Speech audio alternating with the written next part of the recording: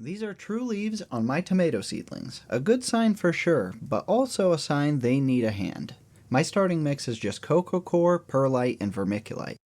A sterile and nutrient deficient medium. And so these true leaves are my sign that I should give my plants a little boost.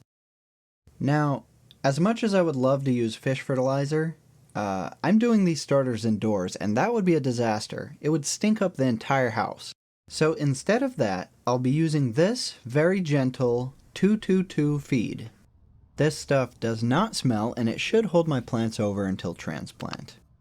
I'm going to mix about 3 ounces of this stuff to a gallon and give it a stir. It's got kind of an interesting molasses color to it, but the important part for me is I can't smell it. If this were fish fertilizer, I'd probably be reacting the way people do when they try to eat surströmming. Now, some bagged starting mixes already have nutrients in the mix, so this may not be necessary for you. But since I make my own mix, this is a crucial step to give my seedlings an early feed. At this stage, my plants are moving away from using the resources the seed itself provides, and more towards the stuff it can find with its roots. You should be able to find a gentle seedling fertilizer on Amazon or in your local big box store. Just make sure it really is a low NPK because your plants are very fragile at this stage and will suffer from too much. Back in the grow room and we are ready to water these guys. Now I will give you a bit of a warning. If you bottom water with feed like I'm doing here, make sure to only add enough so that it would quickly soak up into the trays. If you add too much and your tray sits in the liquid feed, you're kind of inviting disaster.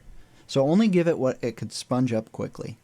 At this point, I'm really thankful for not having used the Alaska Fish Fertilizer. Though I love using it outdoors and can't say enough good things about it, it would have absolutely made it terrible to be in my grow room. Anyways, now these little fellas should be set until I transplant them into their own containers. Well, we've had quite the journey to get to this stage of growth. Just as a recap, we started with germinating a few varieties of tomatoes and transplanted the sprouted seedlings into trays. Now we've fed them at their request via First True Leaves. This is a series I'm calling Seed to Harvest and will be showing this season's process of growing and harvesting tomatoes from step 1.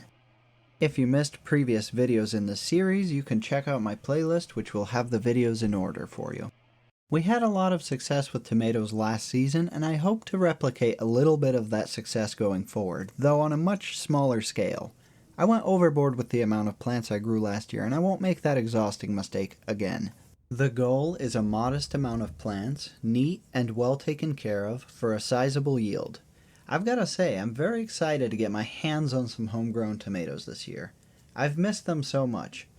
Now, a little bit of channel talk. My channel has seen a sufficient amount of growth lately, and I appreciate all of you who watch my videos, support me with comments, likes, subscriptions. Thank you so much for making this such a good time. If you have suggestions or some old school tricks for anything garden related, leave them in the comments below for me, please.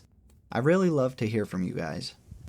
Finally, my first proper vacation is happening this upcoming week where I'll be gone for about 3 weeks. I'll keep you guys up to date and return with some cool footage from my vacation for you guys. Anyways, that's it for this update video. I'll leave you guys here with this footage of a bee collecting pollen and seedlings enjoying today's meal. Thanks again for everything, and I'll see you guys after the vacation.